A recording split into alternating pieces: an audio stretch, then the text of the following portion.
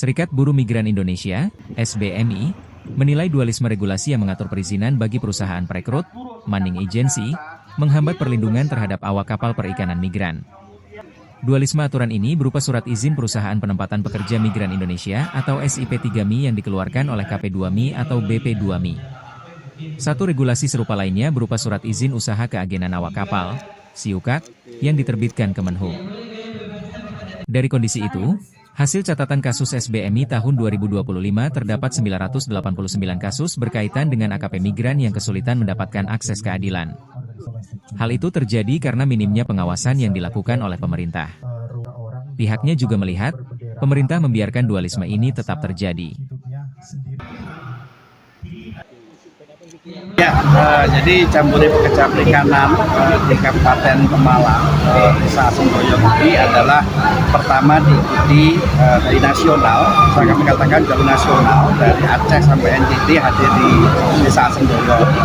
Yang kedua adalah temanya pekerja perikanan yang berprestasi HAM dan bisnis iklim.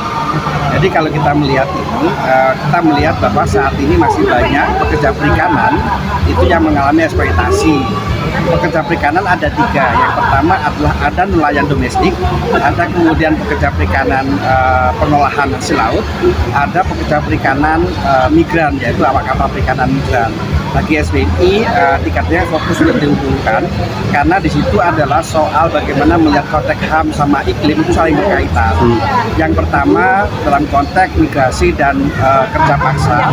Kalau kita melihat dalam konteks Pemalang, Pemalang adalah mempunyai garis pantai terpanjang di Pantura, tetapi kami melihat bahwa pantainya ini lautnya sudah tidak produktif kembali, yang menyebabkan kemudian warga Pemalang terpaksa untuk bekerja di luar negeri, bekerja sebagai awak kapal perikanan, bendera asing, ada yang di China, ada yang bendera Taiwan, dan macam-macam.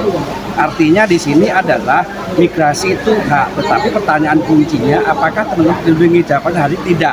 Dipastikan tadi terkonfirmasi oleh narasumber kita dari Kementerian Perikanan, dari Kementerian Perlindungan Pekerja Migran Indonesia, mengkonfirmasi bahwa masih ada kendala soal pelindungan karena tidak harmonisasi antara KP2MI dengan Kementerian Perhubungan. Ini menjadi salah satu kunci terhambatnya pelindungan terhadap awak kapal perikanan migran Indonesia.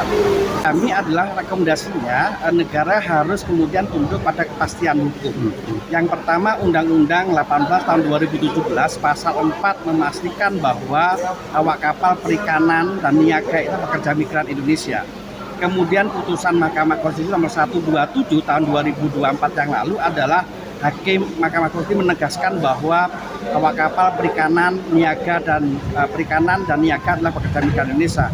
Maka posisi SBMI adalah tunduk pada peraturan yang ada dan seharusnya Kemenhub segera melepas SIUKAK-SIUPAKnya kepada SIP3MI yang ada di KP2MI tunduk pada Undang-Undang 18 tahun 2017 sama kemudian putusan MK tahun nomor 127 tahun 2024.